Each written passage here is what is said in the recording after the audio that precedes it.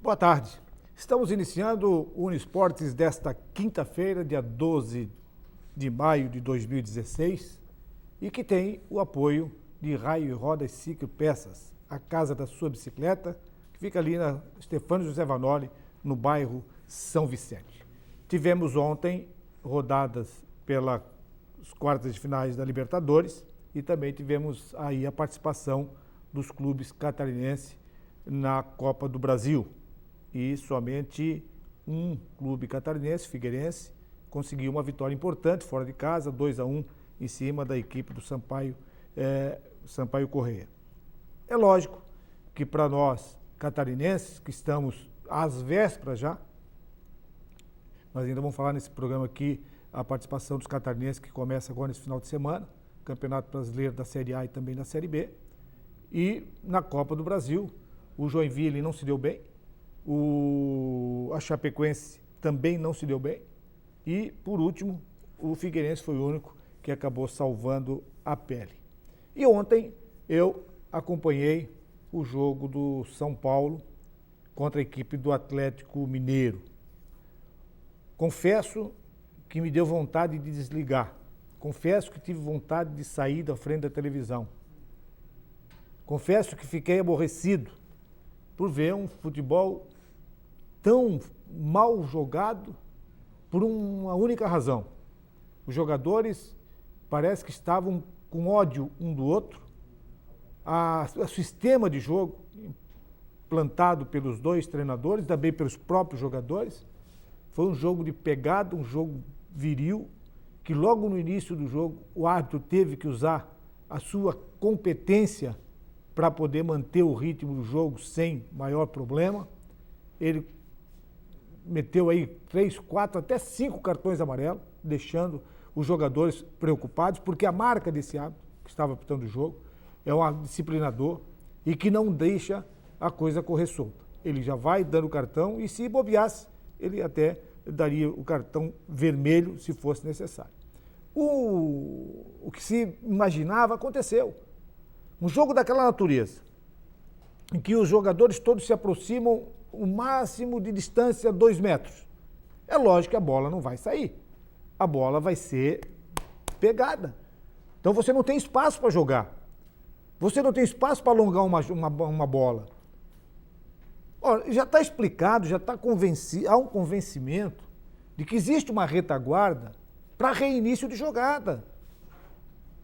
Quando você vê que está coisa complicada naquele setor de meio de campo, congestionado, essa bola tem que retornar àquela linha de zagueiros, que eles vão ter que reorganizar e reprogramar a maneira de jogar.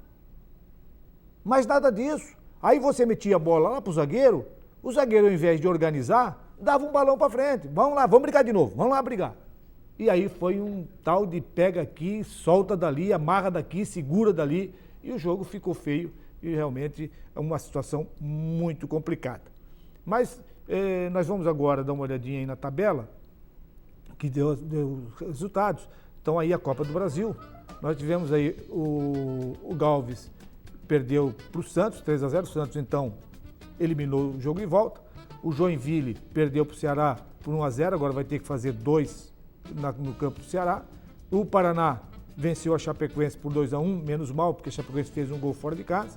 O Sampaio Corrêa perdeu para o Figueirense por 2-1, um bom resultado do Figueirense, 2 gols fora de casa. E no jogo de volta, então, o Figueirense tem muito mais folga dentro da competição. E o Dom Bosco empatou com o Atlético Paranaense em 2-2 e o CRB perdeu para o Vasco da Gama por 1-0. Tem um joguinho complicado esse aí do Vasco da Gama. E na sequência, hoje nós temos, na segunda fase, nessa quinta-feira, nós teremos o Juazeirense contra o Botafogo e o Fluminense contra a Ferroviária. E esse jogo que eu estou comentando aqui, o São Paulo venceu o Atlético Mineiro por 1-0. Eu até imaginava que fosse dessa forma. Uma bola parada, poderia acontecer o gol, uma falha clamorosa, porque o jogo foi muito truncado, um jogo muito difícil. E comigo hoje aqui, fazendo o programa, mais uma vez, colaborando com a nossa equipe, temos a presença do Kaká, que deve estar feliz da vida com a vitória do seu Vasco, do nosso Vasco, e ele deve ter visto também esse jogo do São Paulo. O que você analisa, o que você viu nesse jogo do São Paulo, se é que você assistiu esse jogo do São Paulo? Boa tarde, Kaká. Boa tarde, Ládio. Boa tarde aos amigos do Unisport. Segundo o Tony Monteiro, que já vinha alertado a gente, esse é o estilo de Edgardo Balsa. O Balsa não é treinador de goleadas. O que aconteceu com o Toluca foi um caso à parte, porque o Toluca é um time do México, estava bem desfalcado, e aí o São Paulo meteu uma goleada aí que era normal. Mas aí lá no México também tomou um resultado de 3-1 que não foi legal, né? Mas o estilo do Balsa, que é um treinador argentino, que é um treinador copeiro, que ganhou 2 Libertadores nesse estilo, é assim que o São Paulo vai jogar. E jogando no Morumbi lotado, bateu recorde de público no Brasil. Hoje o recorde é de 61.297 torcedores. Até então, Botafogo e Vasco e Botafogo no Maracanã, 60 mil pessoas. Então a torcida do São Paulo no Morumbi fez a sua parte, lotou, apoiou. Infelizmente tivemos aí a bancada que caiu, né? Os torcedores se machucaram, enfim. Aí o técnico ficou até de madrugada, disse que está comprometida aquela parte do Morumbi, porque foi mal feito, então a situação complicada. Mas em relação ao jogo, a arbitragem esteve muito bem no jogo. Aliás, o árbitro muito experiente, colombiano, que já atuou em finais de Copa Libertadores, inclusive com o Atlético Mineiro em 2013, foi o mesmo árbitro da final, e do Corinthians também em 2012. Então um árbitro experiente, preparado para apitar um jogo em que São Paulo e Atlético Mineiro vieram para catimbar, para bater, e a primeira decisão foi em bola parada, porque o Michel Bastos apareceu e de cabeça, meio com o ombro, botou a bola nas redes e fez o gol da vitória para a alegria dos torcedores do São Paulo. O Michel Bastos com muita raça, na minha opinião, se o São Paulo levasse a Libertadores, muito graças ao Michel Bastos, que vem para ser ídolo do São Paulo, caso conquiste esse título. É um grande jogador com muita raça e que superou todos os desafios, e a torcida tinha botado ele no banco, agora idolatra, e é importante isso aí, o Michel Bastos conseguir essa reviravolta no São Paulo. O jogo muito fraco tecnicamente, muito fraco. E só um detalhezinho, só em cima do Michel.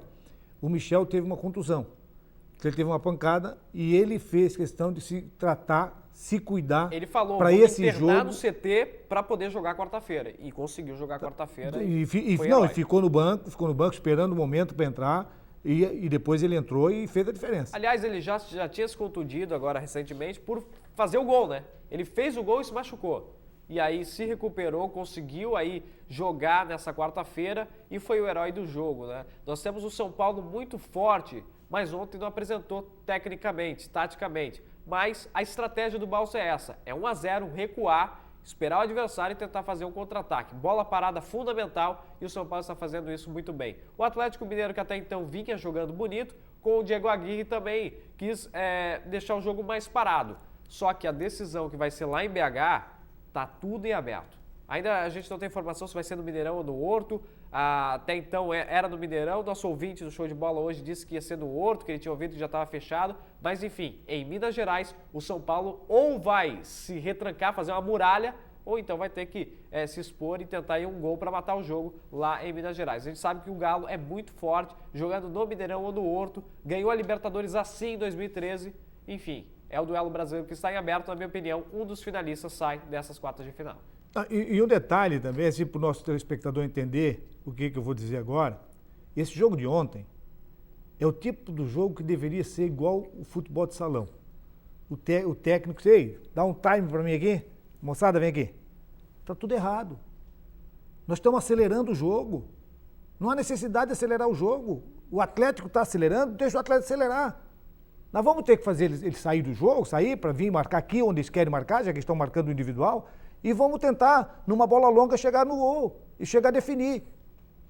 Mas como não teve essa condição, o treinador também entrou no ritmo do jogo, porque eu sempre fui contra, tá? Eu sempre fui contra o treinador ficar ali, naquela beirada ali, jogando com o jogador. Eu sempre fui contra.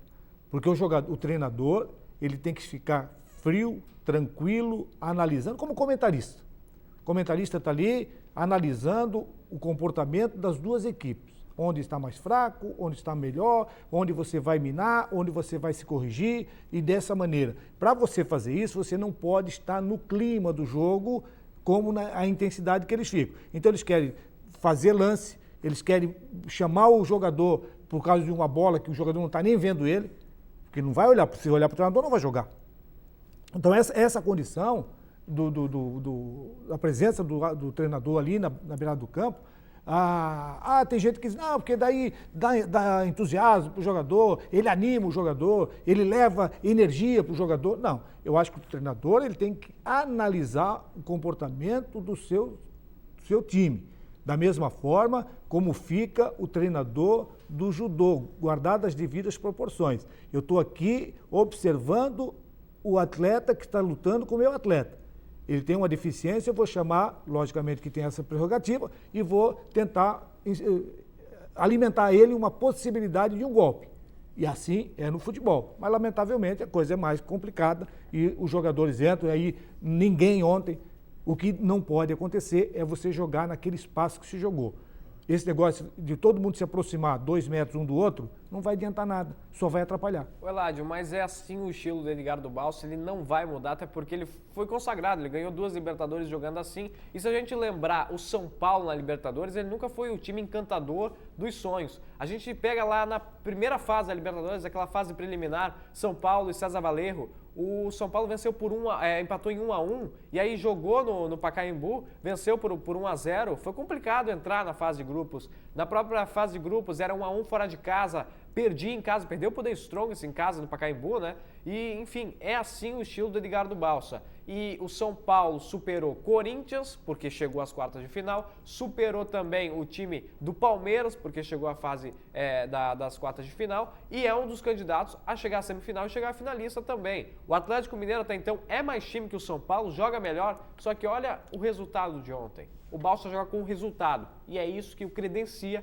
a chegar na final da Libertadores, que infelizmente a nossa Libertadores, o nosso torneio continental, é na base da catimba. Não é igual uma Champions League, que aí é um futebol encantador, né? Infelizmente, a Libertadores é assim. Cacá, só que não foi esse o comportamento do São Paulo nos outros jogos. Quer no Campeonato Paulista, quer no... Mas aí o detalhe é que comportamento, não, porque o comportamento deles foi um comportamento em que deu ao Ganso a possibilidade de uma recuperação.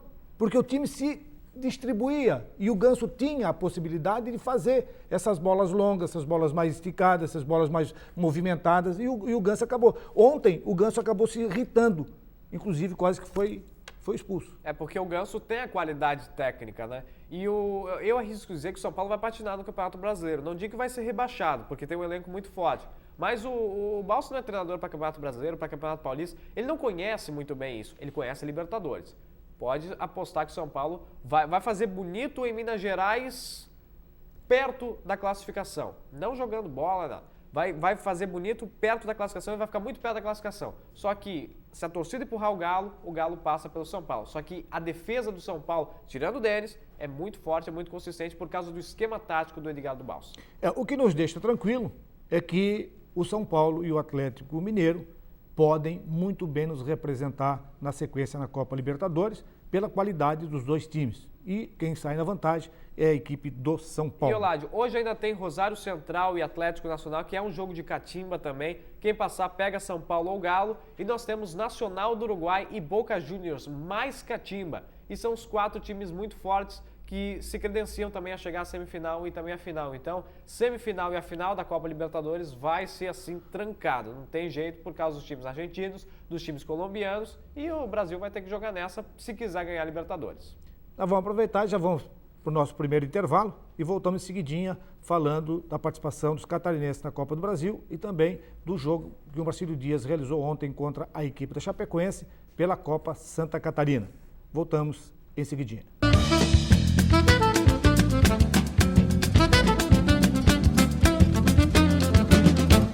Estamos de volta e esse segundo bloco tem apoio de Restaurante Paraty, a sua casa fora de casa, servindo almoço de segunda a sábado, com uma grande variedade de carnes e saladas. Fica ali na Avenida 7 de Setembro, na esquina do Centro Comercial Marcílio Dias.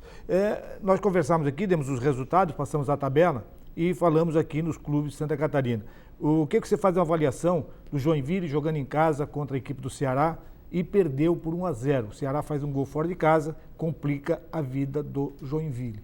Pois é, e não dá para entender a situação do Joinville, porque foi um finalista do Campeonato Catarinense, bateu de frente com a Chapecoense nas duas finais, chegou na Copa do Brasil, encarou um Ceará, em casa, perdeu por 1-0 e quase foi eliminado, porque ainda nessa fase, se o time fizer 2-0 visitante no primeiro jogo, elimina. E o Ceará era o time que poderia eliminar o jogo de volta. O Joinville perdeu por apenas 1-0, vai jogar lá em Fortaleza, mas o Ceará é candidatíssimo a passar de fase, só se o Jack realmente resolver jogar bola e o Emerson Maria mudar o clima no Joinville. O Jack se preocupa com a Série B, aliás, os times catarinenses na Série B têm que se preocupar com a Série B, todos estão aí para cair, né? O Criciúma e o Avaí já caíram e o Joinville ainda não caiu, mas deve cair também. Os times catarinenses, na minha opinião, o Avaí contra o rebaixamento contra a Série C e o Criciúma e o Joinville, se crescerem durante o ano, podem pegar sim aí o A4, o acesso para a elite do futebol brasileiro.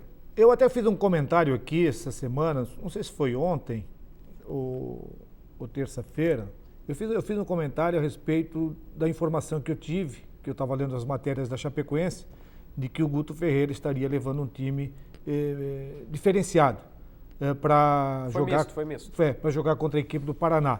Eu digo, pô, você vai ter que chegar e dar as cartas aí de mão. Você é campeão, vai lá e busca, que a Copa do Brasil, ela dá status, ela dá dinheiro, ela dá um monte de situação para a equipe. E foi lá e acabou perdendo para a equipe do Paraná por 2-1. O gol do Rangel foi lá também no finalzinho para salvar a Chapecoense, podia até, não seria eliminado, estava jogando fora de casa. Mas 2-1, esse resultado a Chapecoense pode reverter em casa contra o Paraná?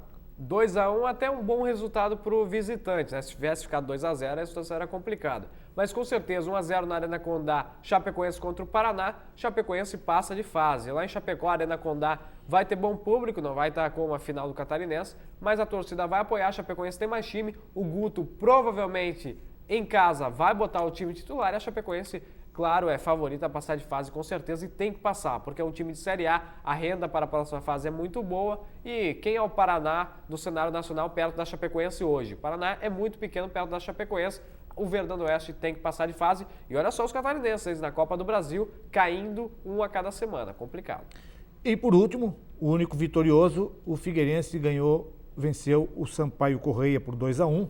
O Sampaio Correia, que a gente lembra que foi o que eliminou o Internacional de Lages na primeira fase. Mas o Inter de Lages venceu por 1-0 no Castelão.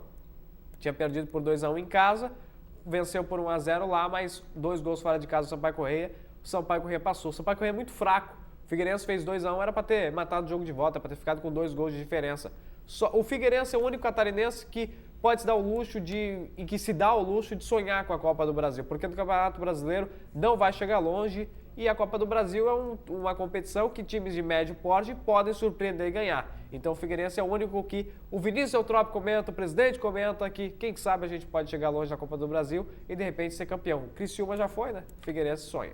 E aí, agora, logicamente que passada essa primeira fase, o primeiro jogo, o jogo de ida na Copa do Brasil, esquece-se, pelo menos por enquanto, porque nós teremos neste final de semana aí o início do Campeonato Brasileiro da Série A e Série B. Passa Chapecoense e passa Figueirense. O Joinville fica pelo caminho também, será eliminado o Ceará lá no Castelão também de Ceará, vai passar com certeza.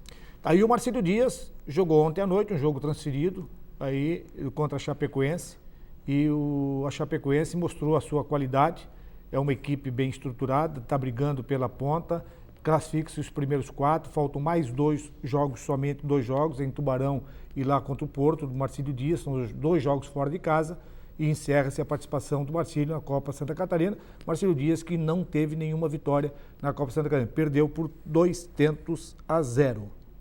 Tivesse informação desse jogo? Esse jogo, o Marcílio jogou como nunca e perdeu como sempre. A informação do Facebook foi que jogou como nunca e perdeu como sempre. Mais uma derrota para o Marcílio, mais uma vergonha que a gente tem que noticiar aqui para vocês. A informação que a gente tem é que, segundo o Facebook do Marcílio Oficial, a arbitragem novamente prejudicou o Marinheiro. Só que a gente não pode também culpar a arbitragem porque tem o Marcílio Dias que foi feito às pressas o time e a Chapecoense, que tem uma ótima estrutura, vem aqui vencer por 2-0, completamente normal este resultado. Tinha 35 pessoas, parece, no Gigantão acompanhando o jogo. Não, mas ontem era um dia atípico, né? Ontem era um dia atípico para você fazer qualquer tipo de competição assim, a nível de Copa Santa Catarina, sem grande pressão. Oi, eu vou falar, Eládio, eu até queria acompanhar esse jogo contra a Chapecoense e tal. Ia ser domingo, eles transferiram para quarta-feira à noite. Complicou também o torcedor, né? E um detalhe que nos faz refletir. O Marcílio Dias montou uma equipe sub-20 para jogar na Copa Santa Catarina. Lembrando que essa competição não vale nada, né? Não vale nada. A competição não vale nada. Facultativa. Era facultativa. Então ele foi para essa competição. Eu entendo, de que uma competição desse porte serve para Chapecoense, serve para o Joinville, serve para o Figueirense. Para essas equipes que já têm o seu departamento amador, seu departamento de base, funcionando normalmente. E o Marcílio não tem esse departamento funcionando normalmente. Se pensou em fazer a participação, acho eu que foi esse pensamento da diretoria, fazer a Copa Santa Catarina, para tirar alguns jogadores para formar e completar o elenco que vai ser feito para a segunda divisão, que começa no mês de julho. Mas com esses resultados, não dá para você, eu não assisti nenhum jogo dos juniores do Marcílio Dias, desse sub-20, não dá para você ter nenhuma visão de que daqui saia alguma peça que vai encaixar no time principal para jogar a competição. Pelo contrário, a própria Chapecoense pode utilizar um ou outro jogador, o Joinville pode utilizar um ou outro jogador, e o Marcílio Dias eu não vejo dessa forma, porque os resultados não foram dos melhores. Não foram dos melhores. E também lembrar aqui ao torcedor do Litoral, Barroso, que no último dia 8, o Paulinho Portugal fez aqui do campo do Nossa Senhora das Graças, fez uma peneira para reformular, aumentar o número e buscar mais jogadores para o sub-15 e sub-17 do Litoral. Não tive informações a respeito de se essa peneira teve sucesso ou não teve sucesso, mas o importante é que eles tiveram essa preocupação de fazer esse trabalho de garimpagem e de abrir espaço para os jogadores aqui da região para se inscrever e até participar do Litoral Barroso. E também temos aí informação que o Anacleto nos passou na terça-feira de que Itajaí estará sediando os Jogos Abertos da Terceira Idade neste final deste mês, dia 31 de maio a 5 de junho. 31 de maio e 5 de junho. O Anacleto passou as informações aqui na terça, que a equipe do handebol está bem preparada, a equipe do voleibol também está bem preparada, tem o pessoal da bocha, e o Anacleto sempre puxa a brasa para a sardinha dele, que é o jogo de mesa. Então ele joga canastra. Então ele joga canastra e ele diz que na canastra ele vai fazer a sua participação. E vamos todos nós prestigiarmos aí no final desse mês, nós vamos falar aí durante a semana inteira, que antecede esse jogo, esse evento, porque a terceira idade merece ser prestigiada também, tanto quanto as outras atividades esportivas. Cacá, alguma outra notícia que você tem, que você trouxe lá da rádio, para nos brindar nesse finalzinho de programa? É isso aí, Eládio. O Marcílio Dias segue na mesa, perdendo jogos. Aliás, nós teremos no final de semana o duelo entre Marcílio Dias e Barroso, né? Pela Copa Santa Catarina. Exatamente, no Sub-15, Sub-17. Sub-15, perdão, não é a Copa Santa Catarina. É da segunda divisão, é o primeiro confronto aí entre esses dois grandes rivais, né? Então, sai na frente talvez aí o Litoral Barroso, que deu a informação que estava fazendo uma peneira agora recente, até para trazer novos valores, novos jogadores. E o que eu sei do Marcílio é que o Marcílio fez uma parceria ou contratou o Tavinho, que é um ex-jogador do Marcílio Dias, já foi treinador, ele daqui de Navegantes, então ele pegou o timezinho de Navegantes e está representando. E também o pessoal aqui do Trevo, também está colaborando com o Marcílio Dias com a categoria Sub-17. E a responsabilidade fica para quem? Fica para o Ego? Fica para o José Carlos? Quem é que é o responsável? Quem é que chama para si a responsabilidade dessa administração? Essas duas entidades, o Tavinho, lá em Navegante, e o pessoal do Trevo, estão tendo o respaldo da diretoria do Marcílio Dias para a formação desse grupo que vai jogar, que é obrigatório, esse é obrigatório, jogar sub-15, sub-17. Mas, Euládio, o responsável por tudo que acontece no Marcílio Dias é o presidente. O presidente tem o Egon da Rosa como o superintendente de futebol, então aí ele tem que cobrar do Egon os resultados, né, os números, enfim. O Egon é o responsável, mas quem botou o Egon como responsável é o presidente. Então, acima de tudo, o presidente do Marcílio Dias é o responsável. Cacá, mais uma vez quero agradecer a sua participação. Logicamente que enquanto o Zélio Prado estiver se recuperando, e o Zélio Prado já está em casa, está se recuperando, e agradeço a sua participação aqui, colaborando com a nossa equipe do Unisportes e também do Univale Esportes. Obrigado, Eládio. Valeu, galera, acompanhando o Unisportes de hoje. E fim de semana começa o Brasileirão, né? Grandes jogos aí, a gente vai ficar acompanhando de pertinho, passando para vocês informações, palpites e tal. Brasileirão de volta. Valeu! Um abraço e até amanhã.